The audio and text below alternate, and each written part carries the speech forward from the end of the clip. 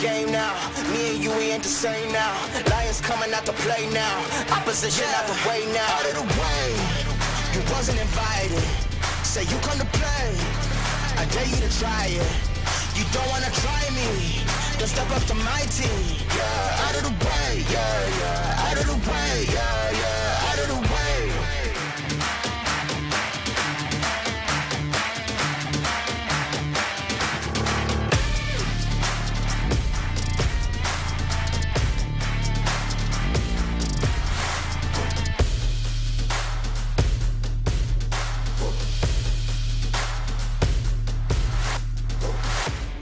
Game now, me and you, we ain't the same now.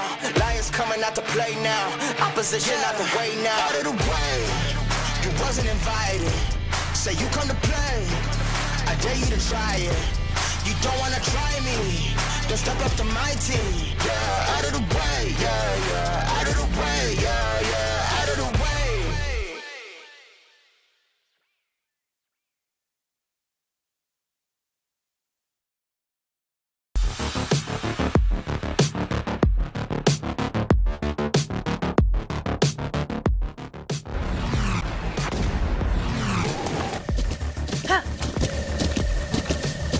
With the Butt Kicker Gamer 2, what you see and what you hear is what you feel. Butt Kicker. The future is feeling.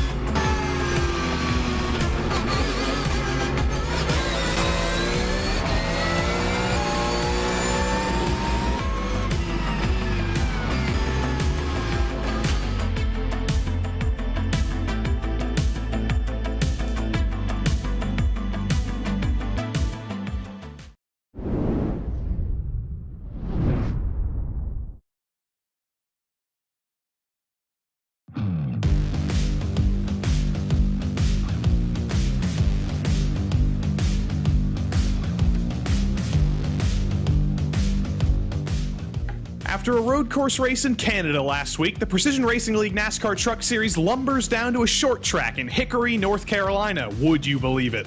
This place has been known for chaos and large incidents in the trucks. Anyone can win. That's part of the mystique. The Whataback drivers are always a popular choice in this series, but will their championship leader, William Hartman, cedar a rest to the field behind him all night again? Maybe a Ren Kamushtal says, okay, it's my time. Steve Loving pines for his first win. Patrick Cowgill needs to spruce up his season. Oh, and did I tell you that Austin Hunter has gummed back down into the Truck Series? Welcome to round 3 of the PRL NASCAR Truck Series, live from the virtual Hickory Motor Speedway, and round 3 of the PRL NASCAR Xfinity Series, live from the virtual Chicagoland Speedway. Chicago jokes are not as funny, though. Hi, everybody. My name is Joey Tebbin. With me in the booth is Cherry Radford, and behind the scenes is our producer, Joshua Tree.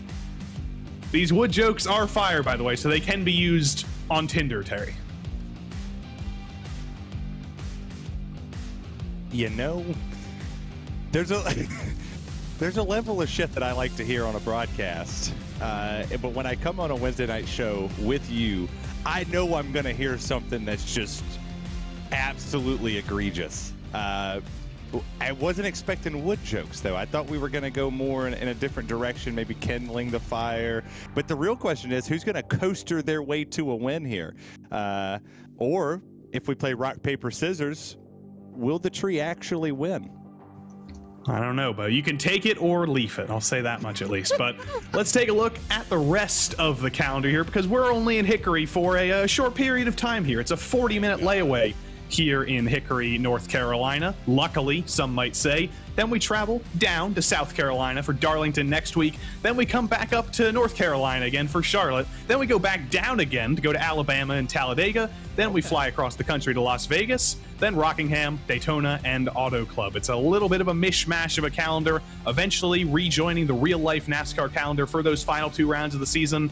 But other than that, it's a cacophony of tracks, I think is a good word. From short tracks like Hickory, Darlington, very, very difficult, 2 plate tracks. It's a very, very diverse schedule. Whoever made this schedule definitely chose violence. I mean, we went Michigan, which was, we got the bumps out, bumps and bruises happen. Everybody picked it up. Then you go to Canadian Tire, Hickory, Darlington. It was like, okay, I'm going to smack them in the mouth, and we're going to see who's going to come out of this this truck field and do something. And then we finally get to some normalcy until we get to Rockingham, and it's like, all right, well, if you haven't figured it out by now, here's Rockingham. And if you think this is crazy, wait until we get to the Xfinity series a little bit later tonight. That is a crazy calendar, and it's been a crazy first 2 rounds of the season. We started at Michigan, where Reese Bogue won his first race in the Precision Racing League with spotting from Richard Regan Jr. William Hartman, though, back on the scene, won his 3rd race in the PRL after a long time off, absolutely dominating on the road course at Mosport last week. Dallas Sullivan within touching distance in P3. Steve Loving and Jacob Emery have picked up some good points as well. Alan Dice, Zach Panzarella on par with them as well. Oliver Goff winning the Intergoff battle. Gabriel Loren-Gamushtal. William Hartman was kind of the star of the show last week, but Gabriel Loren-Gamushtal drove from not being able to qualify to the podium at a road course in the truck. So if he was allowed to qualify last week, I think he'd be in an even better position here. And he was on pole at Michigan in week 1, so he's definitely a championship contender despite the setbacks in the opening rounds. And also Dylan Schmidt is P10. But in the team's championship standings, things are also pretty close up top. It's Loaded Dice Racing up top, 7 points ahead of Regan Bogue Motorsports with Reese Bogue and Colton Easterday. Love Racing and DDI Motorsports All Day and Bull Creek Racing and Consult Info all fighting over 6 points for P3. Whataback Racing Speedworks currently sits P7. DDI Motorsports Every Day is P8. And then the Gold Octopus Motorsports and Luff Apex Racing, maybe not winning in the team's championship points-wise, but definitely winning in team name honor.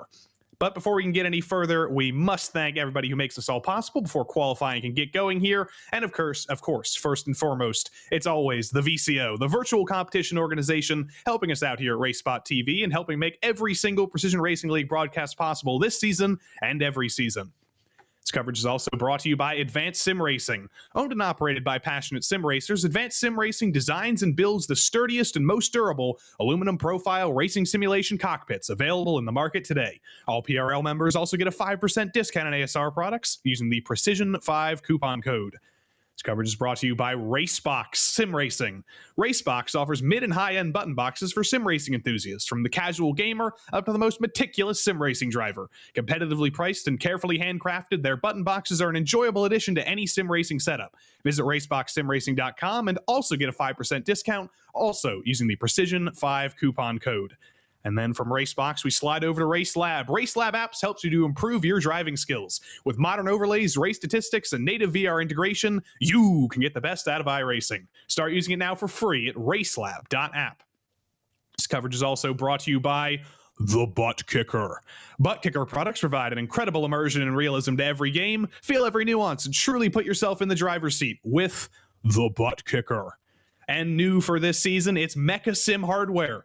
Mecha Sim Hardware is a small company from the Czech Republic, and their goal is to produce high-quality sim racing hardware. If you're looking for a high-end pedal set, handbrake, or sequential shifter, visit Mecha Sim Hardware's eShop right now to get you up to speed and check them out. And last but not least, this coverage is brought to you by NinjaTrader. Ready to compete against the financial markets? Of course you are. Supporting over 60,000 users across the globe, NinjaTrader provides award-winning trading software and brokerage services. NinjaTrader is always free to use for advanced charting, backtesting, and trade simulation. Visit ninjatrader.com to get started with a risk-free trading simulator and start tracking your performance. It's about time, and this is what it looks like. It's time to start tracking the performance of our drivers here at Hickory Motor Speedway. A very, very tiny track, only 3/8 of a mile, takes about 15, 14 seconds to get around this place. And because of that, basically all of our field is already done qualifying with about 2 minutes 30 left to go in the session. But Ricky Barbary, he's waiting a little while. He's waited until it's maybe gotten a little bit cooler out there on track. The sun's gone down a little bit more, and Ricky Barbary's on the clock. Yeah, I hope a lot of these guys took note from the track champion from the past year, Landon Huffman. Really good at this racetrack. Obviously, he has one of their hometown short track drivers out here. Maybe go out. You catch him in the official races most of the time when they're racing here. He loves this place. I mean, this is home to him. It's home to a lot of drivers that race on iRacing, and a lot of them have said that when they come out here and they get ready to race this race, they go on iRacing quite a ton. They learn different things that they can do with the car. Not sure it helps them too much with the setup with the late models, the late model stocks. But a lot of these drivers could have learned something. You run that bottom really well. Dalton Geyer actually just jumped up. He was fastest in practice. He was fourth there on his lap. I don't know if he finished the second one, but he's off the track already. Colton Easterday is not done yet. William Hartman just jumped up to P3. William Hartman, our championship leader and newly minted Whataback driver for this season. It took him a couple of weeks, but William Hartman joins Whataback with Austin Hunter, who I mentioned is no longer doing the Xfinity series. He's come back to the trucks, and they're joined by Patrick Cowgill, Kyle Strykars, and a few others there in the Whataback stable here in the truck series. And William Hartman, after being so strong on the road course last week at Mosport, coming to a short track and being similarly strong, that reminds me of another Hickory Motor Speedway track champion, the only driver, I think, ever to be a NASCAR National Series or a NASCAR Touring Series short track champion and a Formula One driver, Pietro Fittipaldi. You can go down all the names here from Hickory Motor Speedway, from Landon Huffman to somebody who literally started 2 Formula One races. Well, it takes a lot of skill to race here. You can't stress that enough. This is one of these racetracks that'll beat the mess out of you. I mean, this is no joke. Hickory's hollow grounds for a reason.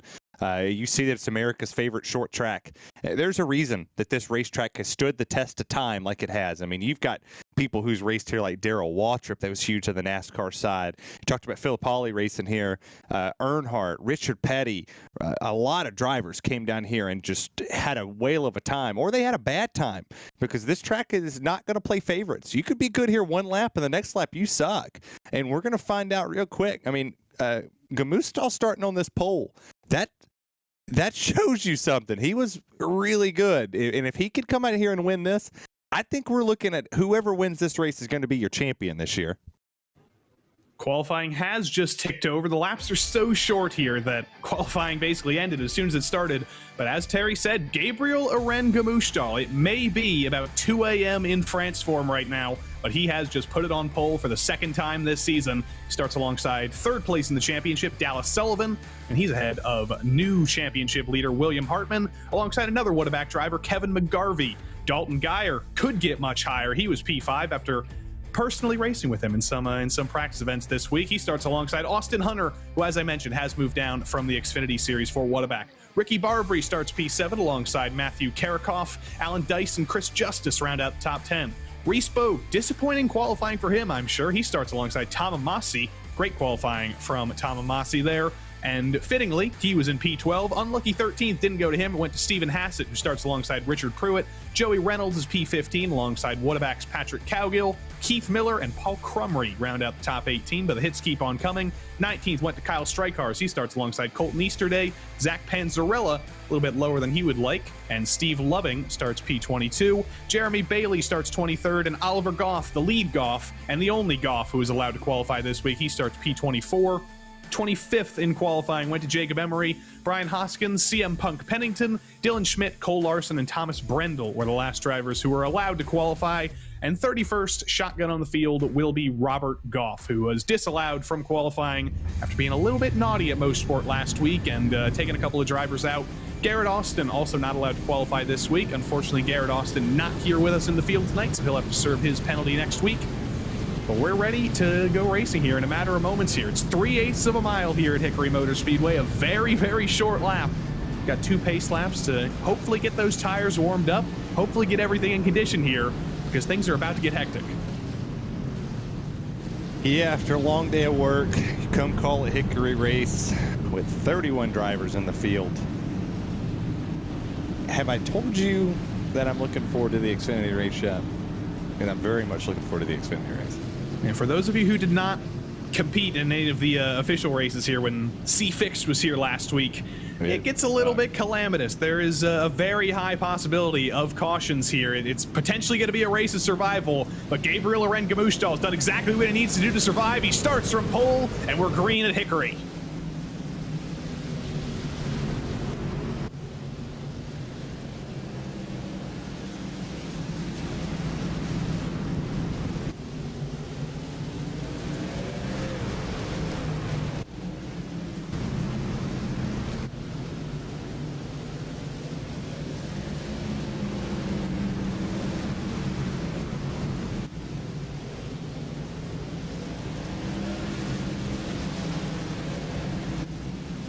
Just like that, and we're already almost to a mile completed. Gabriel Loren-Gamushtal, a fantastic start from him. Dallas Sullivan trying to ride in line. Kevin McGarvey's been getting swallowed up there. Dalton Geyer got to his inside. Now Ricky Barbari's getting aggressive in that 54. We've seen a lot of drivers being aggressive on these opening laps, and Reese Bogue started deeper in the field than he would have liked. He's at the inside of Alan Dice's. Dallas Sullivan's made a mistake. He's in the wall in the back straight, and the caution is out after minute number 1. The number 29 in trouble. That's Keith Miller. It was a clean start. We got a full minute of racing in before the caution came out, but Keith Miller and Kyle Strykars to his outside. They are the first victims of the caution. You see it right here. He's getting really good off 3 and 4. He'll get down into turn 1, and he just locked it up. And that's a marked up job right there. Not wanting to get up there and drive up this hill. This is very easy to, when you lock the brakes up, just ease off of them and just sail it in and take another person out. As Denny Hamlin says, it's just short track racing. But no, that was real smart. You know, locked it up, took himself out, spun it, caution comes out. That could have been a whole lot worse, because if he would have actually just lifted off that brake just about a quarter inch, would have went up the racetrack, would have popped him. And now we got to get all the trucks cycled back around to pick up our leader. And you see how quick you catch lap traffic too. All of those trucks were behind that pace car when it came off, and the leader was rather close to them. Yeah, this place is so short that by the time Gabriel got on the gas to start the race, I think last place on the grid, Robert Goff, was still basically on the back straight. So it's a very, very small track. We don't really see the trucks come to tracks this small anymore. We don't see any of the NASCAR National Series come to tracks this small anymore. I guess the LA Coliseum is the only real example that exists anymore, but 3/8 of a mile, it's such a tiny track. It makes it so difficult to pass. And because it's so slow, it's like it's a completely different skill trying to drive a place like this than it is driving, say, Michigan from week 1, or even driving a place like Bristol. You don't even get out of third gear here. Well, and I think we should, as we're coming to the green here. NASCAR should go back to racing like this. This is what made the sport. The LA Coliseum's stupid. I don't even know why we go there. It's an exhibition race. Take it to Hickory and let these fans that come week in and week out to a Friday, Saturday night show that pay good money to come watch these races, come watch NASCAR, come watch what made the sport what it was, and stop this glitz and glam crap. Like Hickory, take them back to Rockingham, take them to North Wilkesboro, and cut this paving a dang football stadium crap out. You're wasting so much money to tear a track down to put it back up and turn it into a football stadium. We got tracks all around the world that need NASCAR to show up and actually reward their fans for making them what they are today. Dallas Sullivan to the outside of Matt Karakoff, or actually to the outside of Reese Bogue, because Reese Bogue's drive forward through the field, Reese Bogue has gone rogue. I don't think that qualifying attempt was actually his real pace, because he's been getting very aggressive, and he is to the inside of Dallas Sullivan. A little bit of trouble further back as the 88 of Paul Crumry's gotten a little bit out of shape. Joey Reynolds is out of shape as well, and that is Gabriel Loren-Gamushtal. A little bit further back, I think, preparing to catch this lap traffic. Isn't quite there yet, but as Reynolds and Goff go side by side, you have to imagine our race leader is going to start worrying about catching these lap cars pretty soon. This is one of the racetracks too. You talked about it being so small. He's got to worry about what's behind him, what's in front of him. Because you see, they're right there. He's getting on the back straightaway going into 3 and 4. He's barely on the gas. He sees the back end of the field. He sees them mixing it up. If somebody wrecks, Gabriel, Hartman, Geyer, Barbary, McGarvey, they're all in a dangerous spot. They're about 3/4 are less than a half a second from catching the back end of this field. I think this is going to be a big story we're going to touch on if we stay green for a good bit of time, of what the 21 can do in that Doritos machine. Dalton Geyer under pressure from Ricky Barbary. Saw him have a little bit of a moment off of turn 4. Barbary not able to peek to the inside, but Dalton Geyer feeling the pressure of P3 right now. I know he's put a lot of practice in at this track, but he's overcooked it into 1 and 2. Ricky Barbary's going to get to the inside of Dalton Geyer. Tom Amasi trying to go for a pass on the grass on Richard Pruitt. Probably just a little bit of a mistake there, but he's able to save it. No caution for that. And Ricky Barbary around the outside of Dalton Geyer. He's going to take 3rd. Been watching Barbary's laps here for the past couple times, and I mean, he's putting down some really good laps. Dalton Geyer's, it seems like he's trying to back it up to save a little bit. Maybe he learned something in the practice you guys ran or over the time running C-Fix, but look how deep Barbary's actually driving it in there. He caught Hartman kind of sleeping just a tad bit. You see Hartman's trying to go up the racetrack a little bit, trying to get the run on Gamoostal. You got a car stopped. Thomas Brendel is in the barrels. That's not going to bring the caution out because he is off the racing surface, but he's going to elect to bring it down pit road here, so unlucky there for Thomas Brendel. He made a mistake in the worst possible place and got lodged in the pit attenuator, but here we go. Gamoostal has caught lap traffic. CM Punk Pennington on the outside. He's going to get out of the way. Jeremy Bailey, though, not going to be quite as courteous, at least for the moment. He's going to open up the inside, and then he's going to close it off. I mean, you have every right. You have every right to race the leader because you wasn't there in qualifying to pull it up. You have the right to race them, but there's going to come a time in this as Austin Hunter's coming down pit road for some reason, maybe a pass through for something. I think that might have been a Brendel situation. I think he did the same thing and lost it as Ricky Barbary gets into the back of Jeremy Bailey there. Lap cars not doing anything wrong here, but this place is so small at 3/8 of a mile. There's nowhere to get out of the way. No, I mean, you could do what CM Pennington did and pull up the racetrack, but it is the leader's job to get around you. It's not your job to move for the leader. It's their job to get around you. If they're so much faster than you are, make them earn it.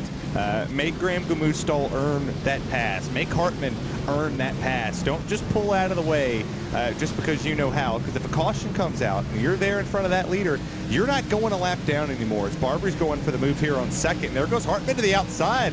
We haven't seen very many moves up there, but the bottom's congested, Joey. So we'll see. Oh, no, And as he goes to the outside because of the congestion, he finds, unfortunately, the number 92 of Dylan Schmidt spun on the outside of turn 2. Cole Larson as well spun on the back straight. Oh dear, a little bit of an error there from Dylan Schmidt. Did Barbary really catch him? Did Hartman catch him either? I think there might have been a little bit of contact. There's Dylan Schmidt going around. Just one of those lazy spins that we always see at Hickory. Hartman does avoid him. I think Barbary got a little bit of a bite, though. Oof, that was scary. The 19th. And he still hasn't been able to get out of the way. Yeah, well, there's no room. I mean, you got to tell everybody else to stop. I mean, the courteous thing to do is to stop there in that situation, let the car get back around, and just tell everybody, hey, slow it down a little bit. If a car spins at a place like Southern National or Florence or here, when the late models or whatnot comes, they have somebody out there, back it down, let them do their thing. We'll slow you down to a certain thing. But my goodness, that was, we talked about lap traffic playing a big part in this race. That almost got nasty for Hartman on that outside. I'm sure he's going to rethink maybe going up there and maybe try to pitch Gamoostal down to the bottom just a little bit more to get to run off the exit. Bunch of people getting wave arounds here. I think the lucky dog should go to Jeremy Bailey, who went one lap down. He should get the lucky dog here. Next up will be Austin Hunter, actually, so he needs one more caution for him.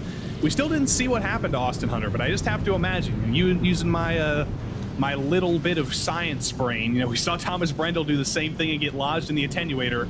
You have to imagine that Austin Hunter's had a little bit of an oopsie and said, you know what, I'm already here. Might as well just drive through pit road instead of trying to yeet myself back onto the track. Wait, you have a brain? I mean, it's debatable, but there's something there. There might just be a stem, but sometimes I think, I rock my head around. There's something up there. Listen, I figured I'd ask. And I tell you what, since I see it right there in the top corner. Solid Rock Carriers. That's awesome to see in the scan from iRacing. The owners of that company does so much for short track racing. I mean, all up and down the East Coast. If you go to a racetrack, they're there. You see it right there. That's the right number.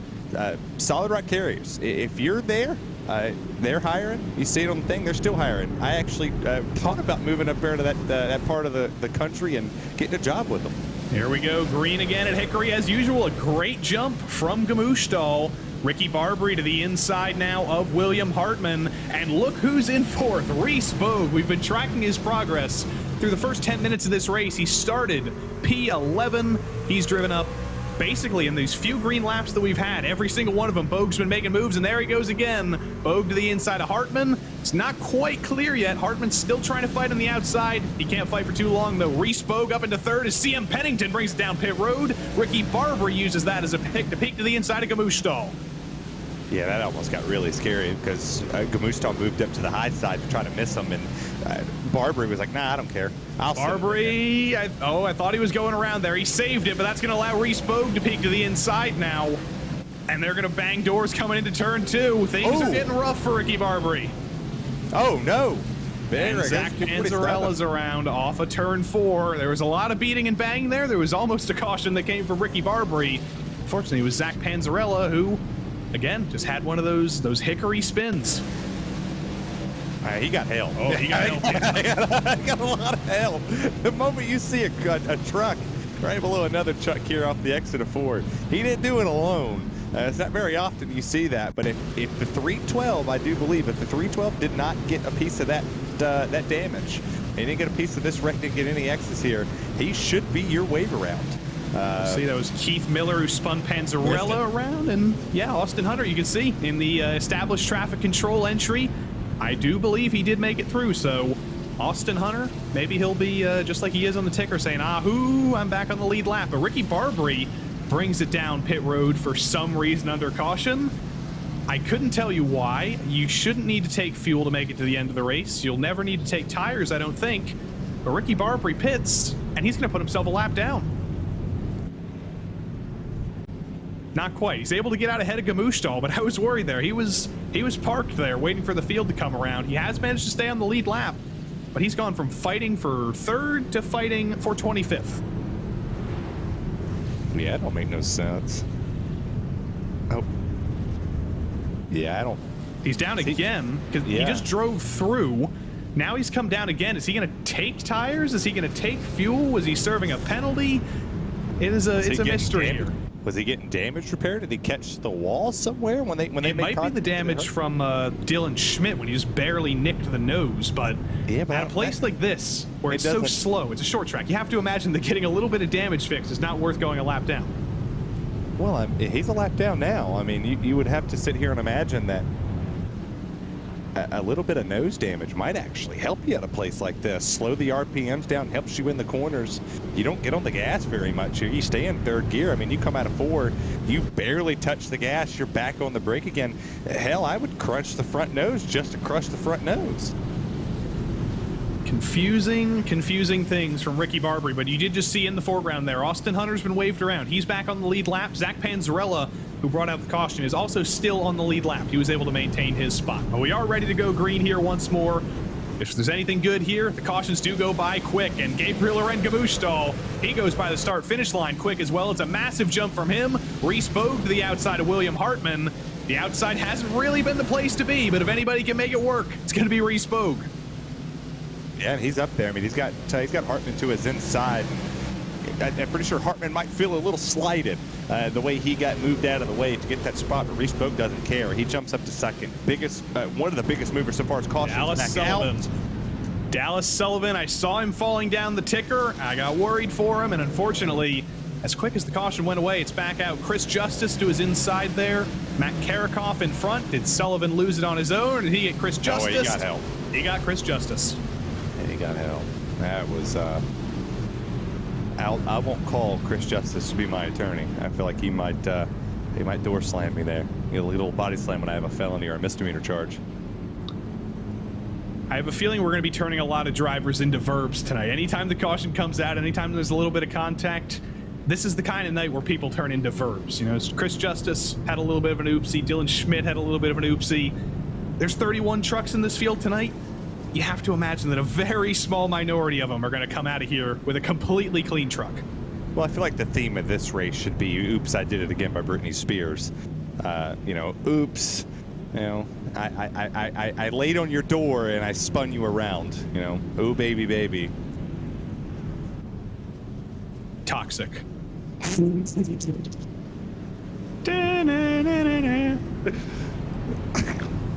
Well, I mean, we could continue on with the Britney Spears theme. I mean, you could be like, hey, if I said my heart was beating loud, if we could escape Hickory somehow, if I said I wanted to hit your truck, would you wreck it in the wall for me? I'm trying to think about the dynamics there. If you wanted to wreck my truck, would I put it in the wall? Maybe. Yeah, I'm thinking. You know what I'm saying? I'm thinking like Britney on track. You know, what am I going to do here? How am I going to make it to the end of this race? I also don't know enough of her musical catalog. Maybe you're absolutely missing out, my guy. Give it a couple of years when she's back in relevancy, and maybe. What do you mean? What do you mean back in relevancy? It's Britney. She's back in the public consciousness. She's making new music, and give it a couple of years, give it a couple more hits, and we'll have some more references to make. The hits continuously keep coming with Britney Spears. It's like Taylor Swift. Hey, by the way, the new Taylor Swift album is absolutely fire, my guy. I mean, absolutely fire. There's not a song on there that's not good. Even her remastered stuff was good. Maybe we'll throw the Taylor Swift references out here in potentially the next caution. I also listened to that album. I do disagree. I like 3 songs on it. It wasn't the best thing I've ever heard, but We Go Racing evermore here with Gabriel Arendt-Gamustal restarting from the head of the field, but it's a great restart from Reese Bogue again, getting aggressive on the outside. He knows these runs have been very, very short. You need to get aggressive if you want to make track position. Got a little bit too aggressive into 3 there. He's going to have to slot in behind Gamustal. Austin's back out. And there it is again. Who was it? Who is going to receive the brunt of the Panopticon here? Ricky Barbry's at the back of the lead lap. I think that might just be because he got waved around. Oh, he's still a lap down. He's the wave around this time. He's the wave around this time. Yeah. So it wasn't him that brought out the caution. But who is it? We're going to find it, whoever it was. We're going to find our love story. We might end up with Sweet Nothing, unfortunately, if we're talking Evermore here. But what happened here in the middle of the field? Stephen Hassett, Strike Cars, Crumry, Loving. Did somebody get dude? Somebody Thomas do the Brendel, Panzarella, Jeremy Bailey, Brian Hoskins. Oh, he almost got shattered. Nothing. Just a phantom caution, I guess. They wanted Taylor Swift reference. Oh, I see Tom Amasi at the back of the field, Richard Pruitt, Kyle Strikars. This is a total mystery. I don't see anything that could have brought the caution out. You know who we need to call? Scooby-Doo. Or Ghostbusters. Nah, Ghostbusters is overrated. They screwed that up when they came out with the movie again. You don't need another movie to Ghostbusters. It was already great. Now, Scooby-Doo is a classic because, you know, the dog and then the yoinks and all that and the little biscuits. That, my guy, is a mystery that can always be solved with Scooby snacks and a nice sandwich. Lucky Dog this time was Cole Larson. Lucky Dog was not Scooby-Doo, unfortunately, but Cole Larson gets one of his laps back. I believe that means he is just 1 lap down now. He was 2 laps down, or was it 3-2 here? So was Barbary in the accident? Because there's no... He should have... I would imagine that Barbary would have got it. He was sitting 26th, the first truck 1 lap down at that moment. So maybe he was involved in the accident, in the phantom accident, but Cole Larson was 3 laps down. He's now 2 laps down. So he's got a little bit of work to do here, and he's definitely hoping that we get more cautions here, but deja vu, it's time to go racing once more. We're already halfway through this race. It has gone by pretty quick here, and once more, Gabriel Arendt-Gamustal, he's going to start getting carpal tunnel up there from these restarts. He fires it off into the distance. Reese Bogue gets in line. William Hartman gets in line as well. And Matt Karakoff, Alan Dice, and Dalton Geyer fight over 4th. There's issues going back here in the back, and they were fighting, beating and banging, coming to the start-finish line, but Gamustal's doing what he needs to do, man. Hold the race lead. Don't let the bottom happen. Don't let anybody get below you. I feel like at some point in time, though, Reese Bogue is going to have to go up there and be aggressive with the bumper. I know there's a no contact rule in the PRL, but don't use the bumper. Just use the bumper. when I ran here a couple of days ago in my first race, my one mission was just survive. Don't get into anybody. Don't let anybody get into you. I let V8 Supercars own Brody Kostecki by, and that turned out to be a smart thing because he got into the leader. They both wrecked coming to the line, and I survived. So if that's not a cautionary tale for everybody in the field, I don't know what is, and I think that has been applied by everybody here. It has been, despite the cautions, it has been very cautious. We haven't seen a lot of aggressiveness. As I say that, though, Kyle Strykars and Jacob Emery side by side into 2. Yeah, that's battle for 13th. So there's some fighting going on through this field, and a lot of these drivers, unfortunately, kind of got messed up in qualifying. This is a very difficult place to qualify. You have some bumps, a lot of characteristics to this track. This is a racer's racetrack that you have to be perfect on point. A lot of them missed the mark in qualifying, but had very good race trucks to go out here and come through the field. And now we're starting to catch lap traffic again. That wasn't even 5 laps, and we're catching lap traffic already. And Reese Bogus still there, and it's under a blanket for the top 7, top 8? La Ped Trafic is in the way, as Merengue Mouchtal might say over there in France. That's Dylan Schmidt, who's 6 laps down in front, so he's probably got a little bit more reason to get out of the way. He's going to try and pull down to the apron on the front straight. That's one way to get out of the way. But there's going to be a little bit of trouble here for Gamushtal because there's drivers going side by side. CM Pennington, Cole Larson, Robert Goff, and a few others.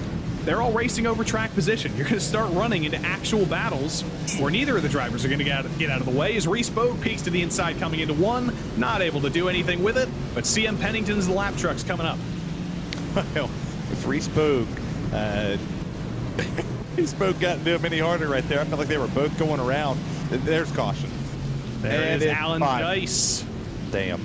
Looks like there was a little bit of help potentially from Stephen Haas. Oh!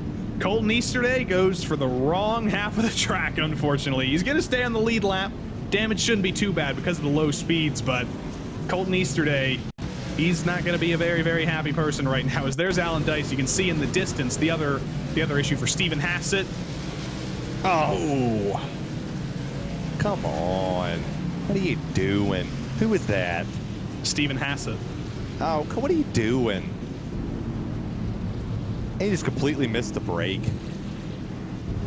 There's 2 pedals. We didn't see the Colton Easterday there. If we can pull up an onboard of Colton Easterday, I think that'll be some good material for a no video, because that was some dicey stuff. Brian Hoskins as well has brought it down pit road for some reason. He completely missed his box, and he's going to go a lap down now. I swear we have like the same wavelength somewhere, because I was sitting here when if William Hartman would have had an issue, would have pulled a Dr. Hartman reference from Family Guy. I don't know. He pulled a Cleveland one out. That's good. I don't know what he was doing there.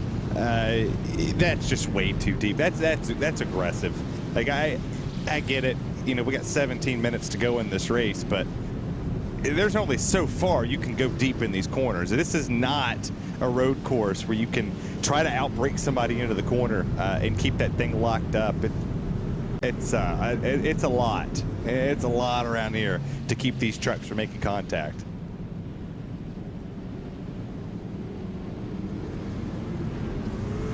Still waiting for the lights to go out, and the pace car should be off the next time around. Lucky Dog this time was, or will be, nobody, potentially. It looks like nobody has gotten the Lucky Dog under this caution. I think we may have had somebody in the pits who was supposed to get it. May have been Brian Hoskins. Something might have gone on there.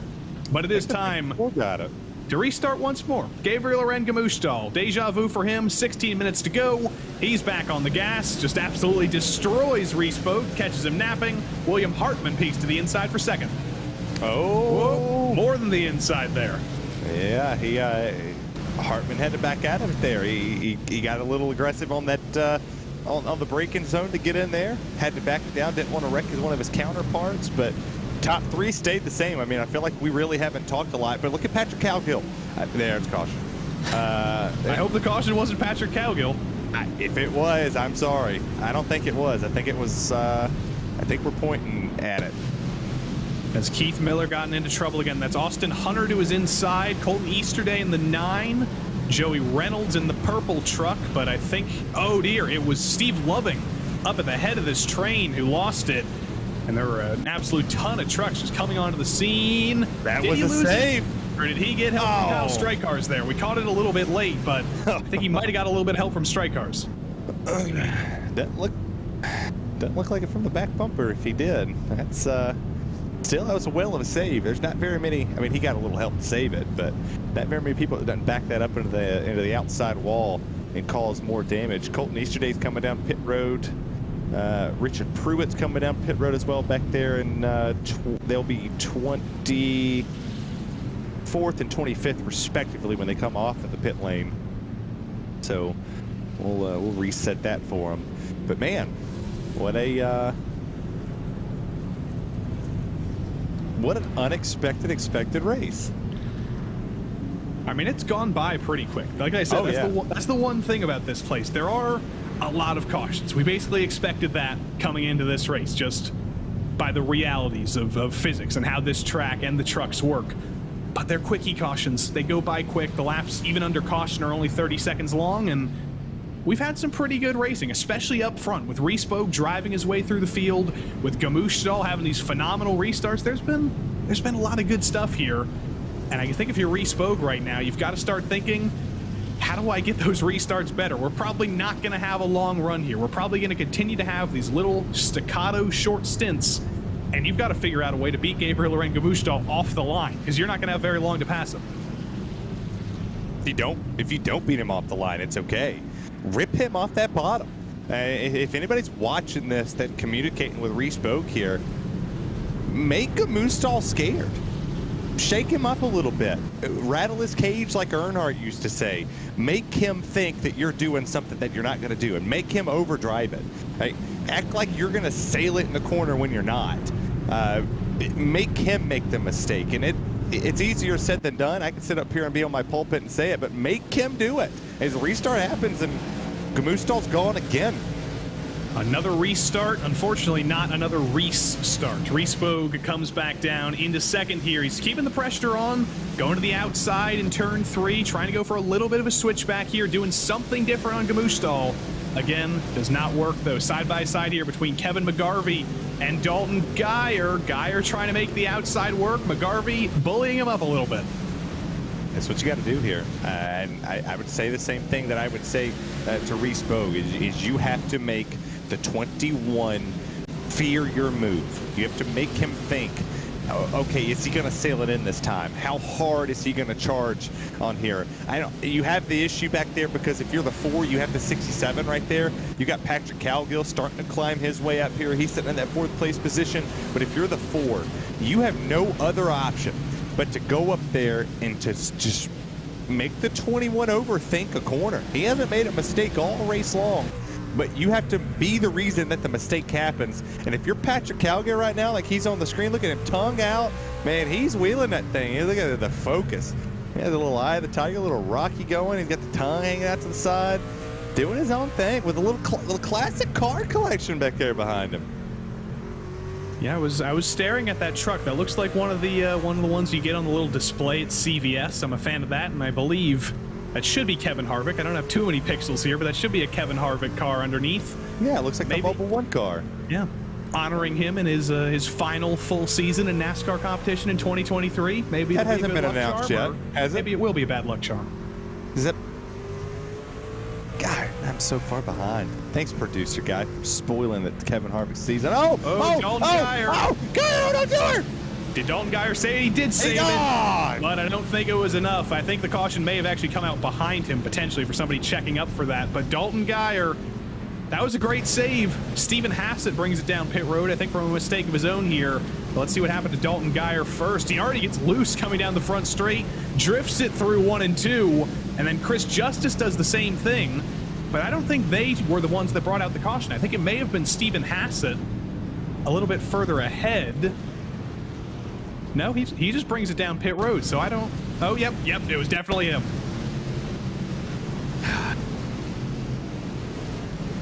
Oh, he just lost it. Has it been a good race for Stephen? It hasn't. It hasn't at all. It hasn't been a good race for a lot of drivers, unfortunately, but we rack everything up again. Stephen Hassett joins the parade of drivers who need more cautions to get back on the lead lap. Ricky Barbary should be the lucky dog, and indeed he is. There goes Ricky Barbary around the outside. He's back on the lead lap. Probably disappointingly at the back of the lead lap for him after potentially being in the fight for the win here. Brian Hoskins should be next. Colton Easterday, Stephen Hassett, Thomas Brendel, Cole Larson, CM Punk Pennington, and Dylan Schmidt are all the drivers still one or multiple laps down. But Dylan Schmidt is the only one of those drivers who isn't on track right now. He's on pit road, I think getting a little bit more damage fixed. But that is somewhat remarkable. Even with all the calamity, all 31 trucks here are still running. Yeah, it's pretty cool. And to see all 31 still going. And we talked about it in the pre-race between me and you, is that it's such a short track. You really, damage is not a big thing. But Kevin Harvick thing with the car back there in the back, it's pretty cool to see that him, Burton, Justin Marks, and Dale Jr. went and bought the Cars Tour. And I go back to my soapbox since we're under caution, is if you're NASCAR, follow the model that the Cars Tour has done. And I'm not saying it because I work for Pit Road TV or that we go, that I see all these races and I have a chance to go do camera work for them this year. Why can't we have a short track race on a Saturday night at Hickory? If you go back to North Wilkesboro for a full-time ride, you do something different to show these fans that show up and show out every Friday, Saturday night to make these tracks better. It just irritates the mess out of me. As, oh, that was a crap restart for RaceSpoT. Short track racing on a Wednesday night here, and again, Gabriel Lorengamushtal, he has this stuff figured out, but RaceSpoT with a little bit of damage on the outside of that truck, a little bit of a scrape, getting aggressive. Hartman's getting aggressive on the brakes as well. A little bit of a hornet's nest further behind. Matt Karakoff, Kevin McGarvey, Paul Crumry, Dalton Geyer on recovery here. The outside working decently for Kevin McGarvey as he tries to clear Karakoff, but once more, RaceSpotT finds himself in one of these short green runs, desperately trying to get to the back of Gamushtal. He's lost him by a couple tenths of a second, though, as Dalton Geyer forced to the outside here. Chris Justice to his inside. Dalton Geyer, unfortunately, doesn't seem to like being higher right now. He does not. He doesn't want to be on that outside. That's not the spot that you want to be here late in this run when people are really trying to dig on the bottom. And you see Chris Justice, he gets to the bottom.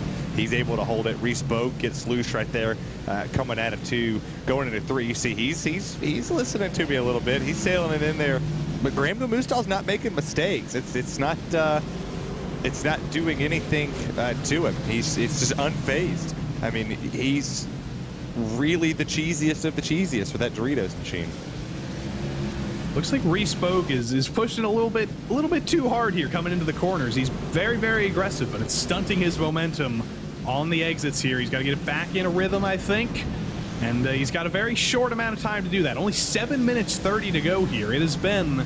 This race has absolutely flown by here, but even in 7 minutes and 20 seconds, that's something like 70 laps if we do go green all the way to the end. And why did I even say that? The caution is out, and it is the 20 around on the front straight. Trouble for Jacob Emery, who looks like he's going to join the fray. Drivers 1 lap down, and he's going for anti-Hickory there, the wrong way around. Lost it off turn 4. And Richard Pruitt as well in the checkup. I think there was a little bit more calamity coming into turn 1 there as Richard Pruitt lost it. Colton Easterday finds himself in the tires. Of course, Tom Amasi unfortunately gets involved in somebody else's incident. Barbary eats tire, Brendel, and a bunch of others. Big pile up in turn 1, and poor old Richard Pruitt there. Why did we have to catch him hitting the tires? He's trying to hide behind the pit boxes now.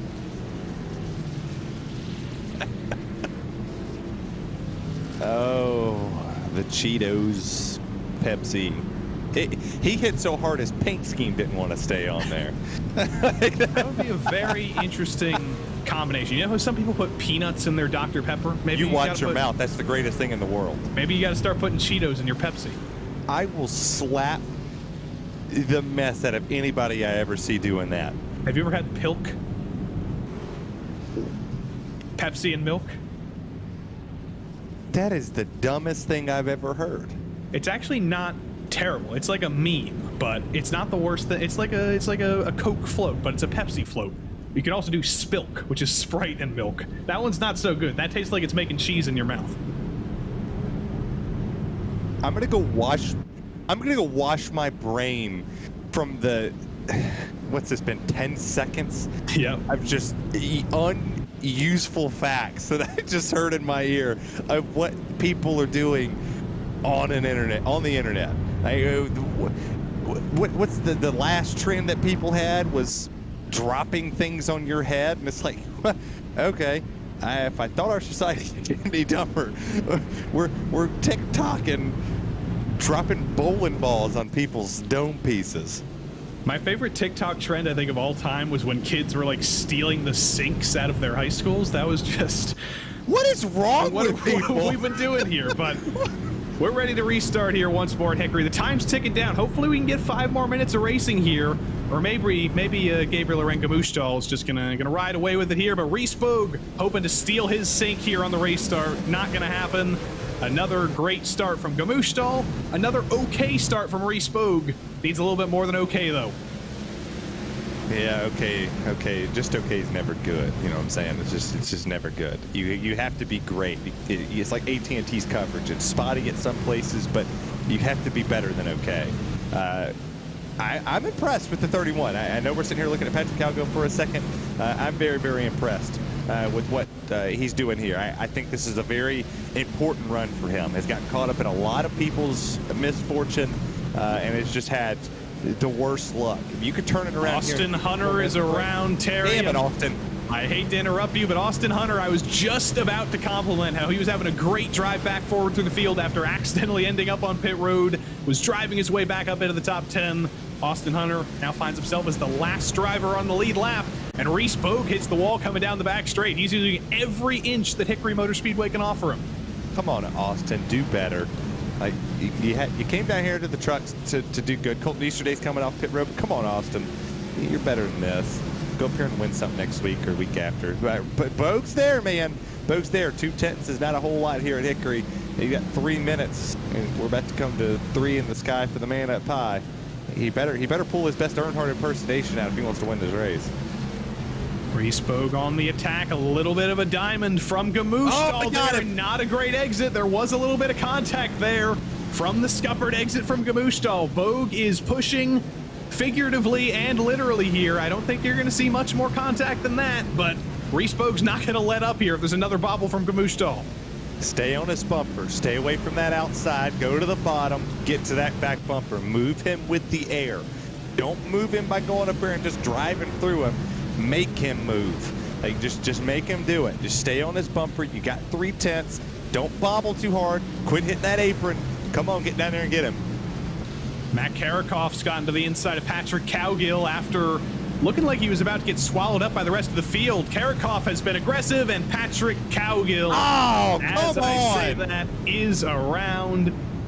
We should get a restart here. I believe we're not going to be ending this race under caution. We should have maybe a 1 or a 2 lap restart here, but here's Patrick Cowgill, and there was Paul Crumry to his rear bumper. Come on.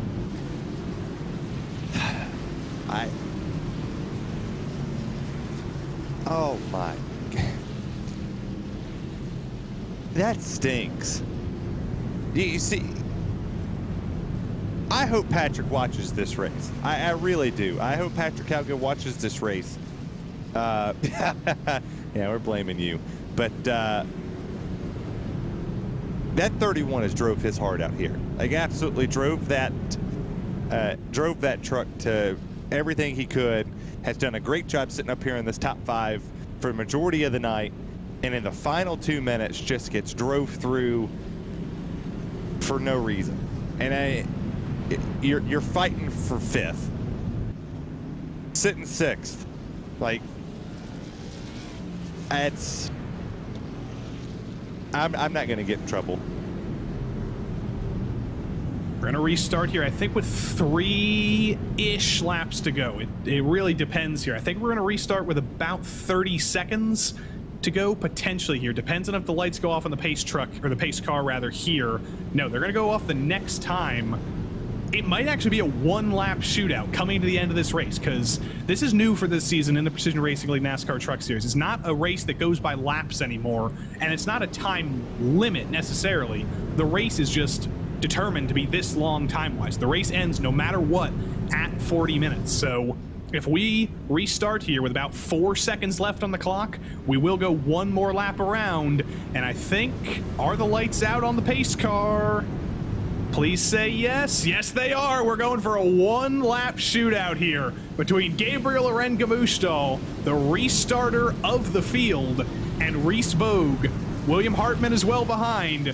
This is going to be the ultimate pressure for all of these drivers. Gamushtal has been so good on the restarts for every single one of them tonight, and now he's under the ultimate pressure to make this one count. The green flag is back out at Hickory for the final time. It's another great restart for Gabriel Arengamushtal.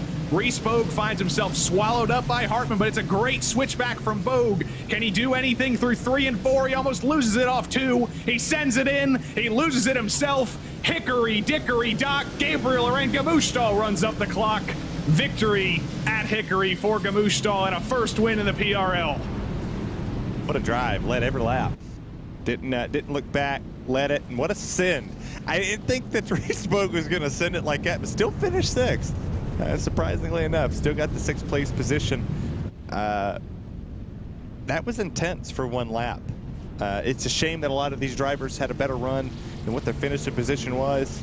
But what a drive for the 21. 2 a.m. winning a race. I'll take it. That's going to be one for the end of the year highlights reel, I think. A one-lap shootout at Hickory. Reese Bogue absolutely throwing everything at it. Potentially throwing too much at it, but at that point, you got to do it. You can't just hang back and finish second. You got to throw something at it. Threw a little bit too much at it, unfortunately, though. But Gabriel Arengamushtal, as I said, victorious at Hickory for the first time in the PRL, ahead of William Hartman. Still second place. He's going to be disappointed with that, but for your championship leader, he's going to extend his championship lead. Paul Crumry came home in 3rd. Chris Justice 4th. Dallas Sullivan rounds out the top 5. Reese Bogue absolutely sent everything at it there in the final lap. He's only going to finish P6, though. 10,000ths of a second over Mr. Kevin McGarvey, who finished another about 0.4 of a second over his teammate Kyle Strykars. Joey Reynolds was P9, and Dalton Geyer probably could have finished a little bit higher. Unfortunately, rounds out the top 10 for us. P11 went to Alan Dice, who drove his way back up through the field after an early dump from somebody else, I believe. Matt Karakoff, P12, Oliver Goff, Steve Loving, Patrick Cowgill, Robert Goff, Tom Amasi, Austin Hunter, Zach Panzarella, and Jacob Emery rounded out the top 20. P21, we're starting to get into the last couple of drivers on the lead lap here, went to Jeremy Bailey, as he's the last driver on the lead lap. Cole Larson, Brian Hoskins, Stephen Hassett all went 2 laps down. They all ran into their own troubles. CM Punk Pennington finished but was 4 laps down. Colton Easterday got quite a bit of damage. He was 10 laps down. Keith Miller, Richard Pruitt, Thomas Brendel, Ricky Barbary, and Dylan Schmidt all make up the rest of the used truck lot drivers who got heavy damage. And I don't believe we're able to finish the race, at least in Dylan Schmidt's case. But we do have the restart master himself. After driving from the back of the grid to the podium at Mosport last week, it just seemed like it was a case of mastering every single restart tonight, Aren. I'm just speechless, guys. Really, I'm speechless. I'm sick again. I have the COVID, and it was a really hard race, to be honest. It's a really physical race. And I told my guys before the race, if I take pole, I'm gonna dominate the race, and that's what I did. I'm really happy. That's my first Table League race win. Try not to keep you here too long then if you're sick, because we know it's late in the night there for you, but your first win in the Precision Racing League, this has got to up your confidence level for the rest of the season. Pole in race 1, podium in race 2, win in race 3. How are you feeling about the next 7 weeks? Yeah, I mean, I have really tough competition with William Hartman and Reese Bogue, but I feel like I have a shot to win the championship at other club. Congratulations on your first win tonight. We hope you can get some rest, and we'll see you next week. Yeah, see you next week, guys. And I want to thank my team, Love Esports. Of course, thanking the team, the company man, Arengamushtal, winning for the first time in the PRL, and not quite winning this week was William Hartman. He's not with us in second, but instead we do have P3. Paul Crumry is with Terry. Hi, Paul. How are you?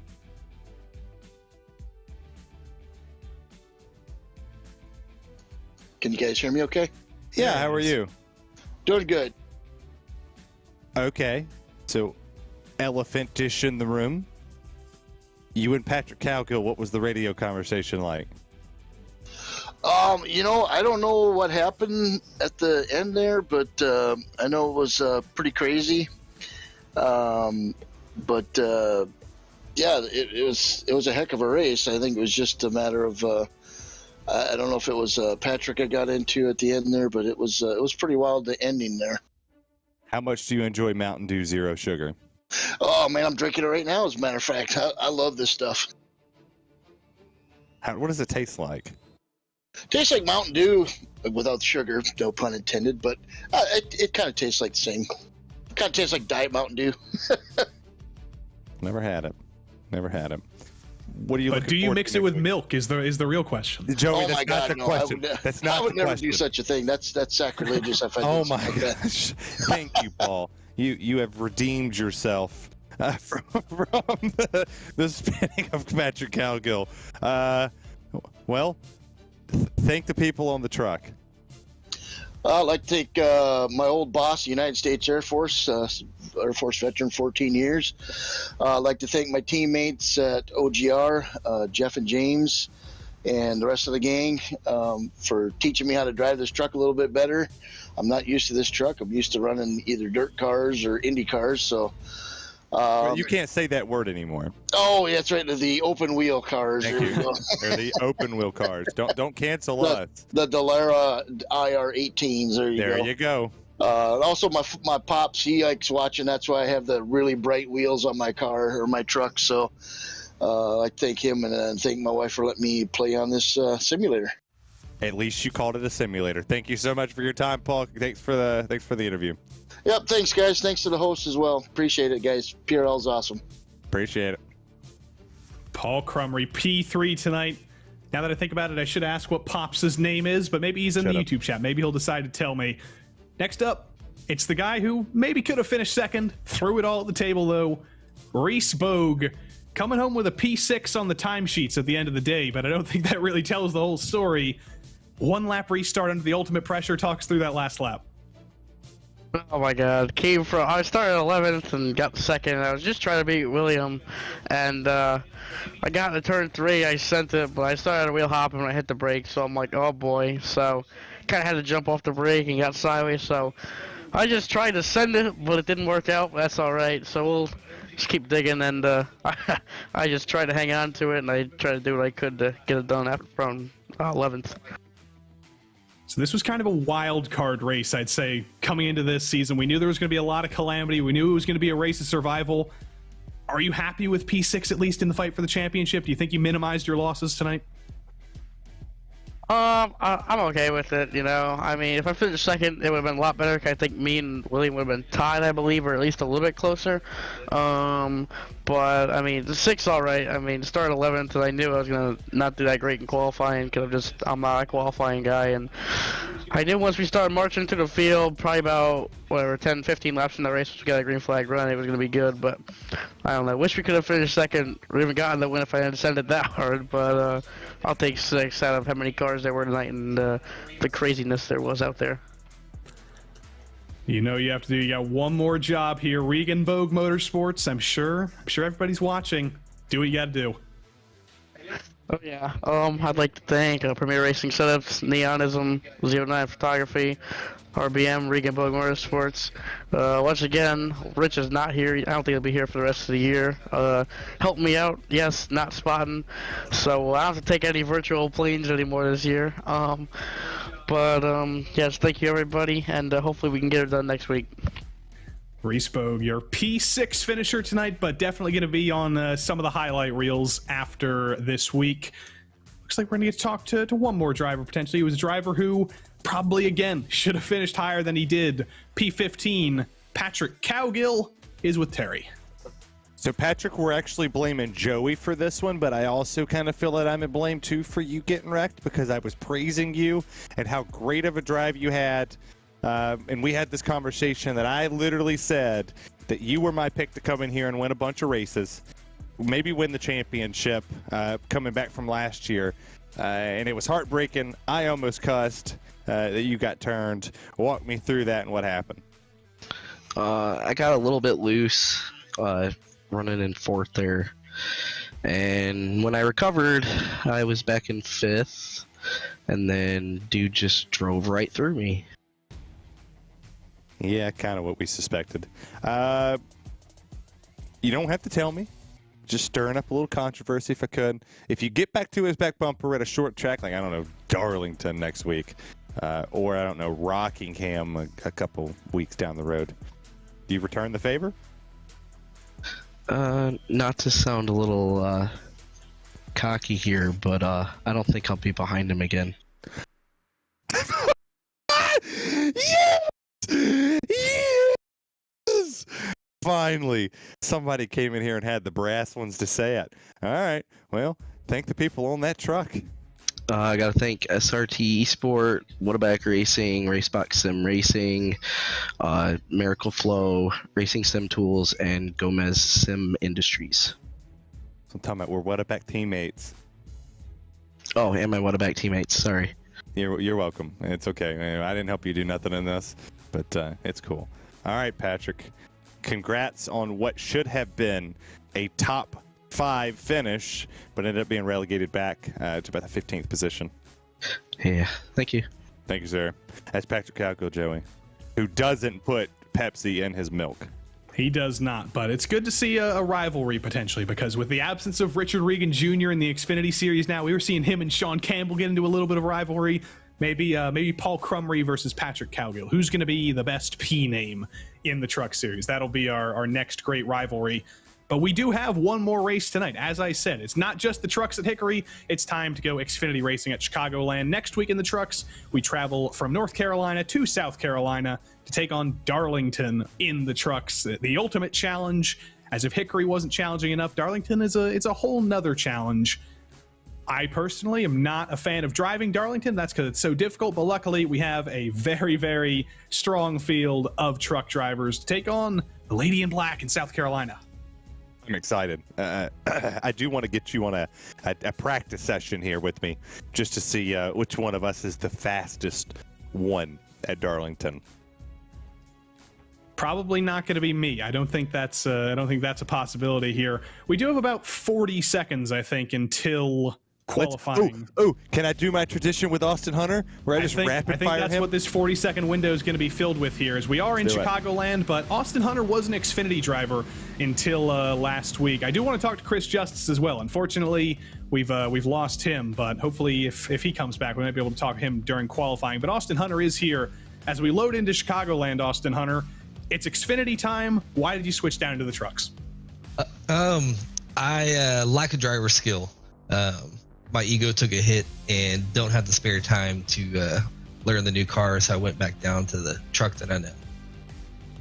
All right, rapid fire. Favorite chip? Oh, Cool Ranch Doritos. Favorite soda? Dr. Pepper. Dumbest book you've ever read? What's a book? That's all I wanted to know. That's Austin Hunter, ladies and gentlemen. And all correct answers, almost all correct answers, I will say there. But it is time to go qualifying here at Chicagoland Speedway for the Precision Racing League NASCAR Xfinity Series, the pro league of sorts here in Precision Racing League land on Wednesday nights. And all of our big names are here this week. I don't actually... No, I do see Bradley Holly. Bradley Holly is here. I worried that he might be absent here. As qualifying has begun, Trent Dinkel's out on track, Mark Kalen's out on track, Elliott White, Doyle Lawrence, Dominic Olivier, all electing to go out a little bit early here. There's a little bit of cloud cover, though. I'm noticing a little bit of darkness. Could we see the track temp go down a little bit over these next 5 minutes? I mean, potentially. The real question is which Bradley Holly's going to show up?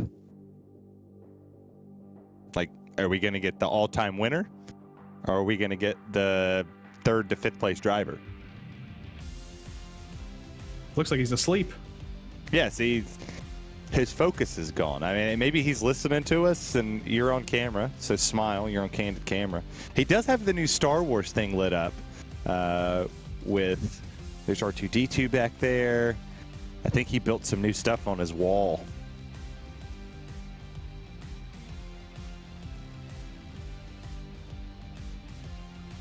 Still waiting for him to go out and qualifying. I don't know. I guess he is waiting. You can see the sun setting as well. But Elliott White has just gone to P1 here early on. His teammate Dominic Olivier not too far off. Trent Dinkel's in P2, Kalen's in P3, Lawrence in P4. Lap time's starting to come in as there is Trent Dinkel, there is Doyle Lawrence. Xfinity cars at Chicagoland. It's a combination that's always popular on iRacing. It is exceptionally difficult, especially through 3 and 4 here with the bumps. As you see Trent Dinkel drifted out into turn 4. Yeah, this is a very difficult track. But you're going to see a lot of this apron being used in the part of the race where they're going to switch down there.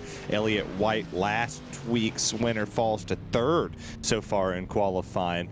It puts Trent Dinkel P1. Mark Kalen, look at him having a decent-ish run in his number 62 machine. His Kentucky Wildcats, on the other hand, still suck.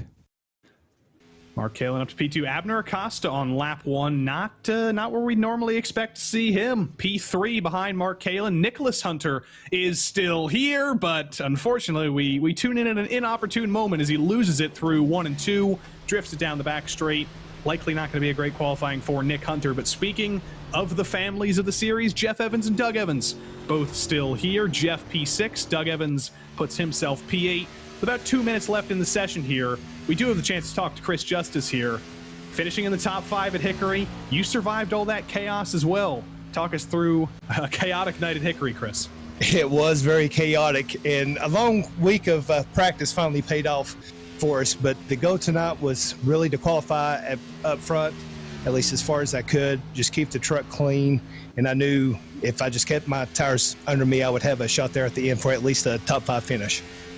So we trade one tough track for another. Darlington next week. What are you thinking about for Darlington next week? Are you going to put some extra practice in? Is that a place where you're comfortable? How do you think you're going to fare in South Carolina?